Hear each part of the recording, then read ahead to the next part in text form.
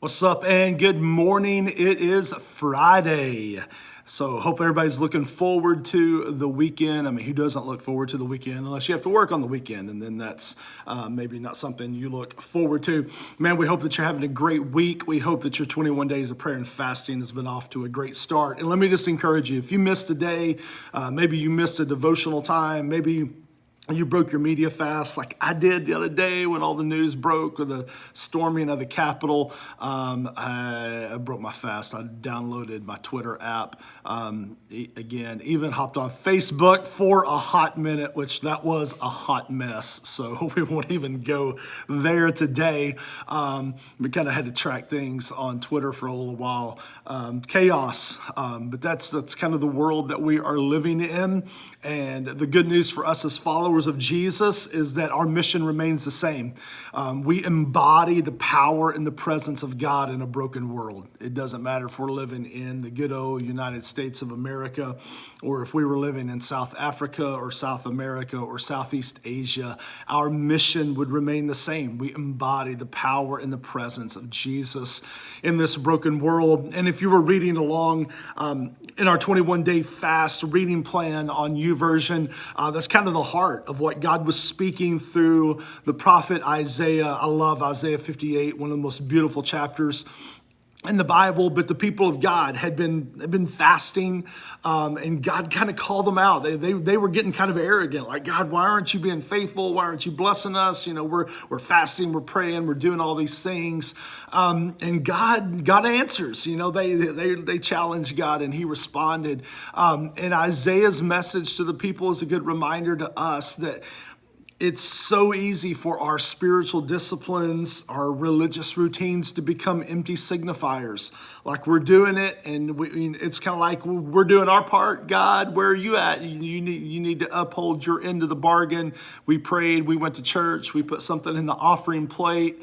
Now I need you to bless me. I need you to take care of this problem. I need you to, help me live my best life now. And God's stern rebuke of the people through Isaiah is a reminder that that's not what this is. And God says that your fasting is not just skipping meals. It's not just empty routines, but if you to fast means that you're seeking after me with your whole heart. And if you're seeking after me, then you're going to be pursuing those things that I'm passionate about, which is justice and righteousness and goodness. And God says, is this not the kind of fasting I have chosen to loose the chains of injustice and unite the cords of the yoke, to set the oppressed free and to break every yoke? That the point of our fasting and spiritual disciplines is not just making our lives better, but it's positioning ourselves to walk in the power of God so that God can work through us in this broken world. God says that the kind of fasting, the kind of submission, the kind of surrender, the yieldedness that I'm after is that not you're just coming to me asking me to bless you, but you're asking me, how can I be a blessing to the world around you? God says, I want to loose the chains of the oppressed. I want to bring justice to those on the receiving end of injustice, to those that are oppressed. And to fast means to seek me about how I can use you to bring restoration to this broken world. So I just want to encourage you today as we're coming to the end of week one, where our focus has kind of been our own personal relationship with God, asking God to spiritually revitalize us, to reinvigorate our faith. I want you to begin praying, God, how can you use me in the world around me? Obviously, there are problems in this world that are way beyond our scope, our ability to fix. But the truth is, there are people in our realm of influence that are suffering, that are hurting, that are broken, that God very much wants us to be a part of the solution for them.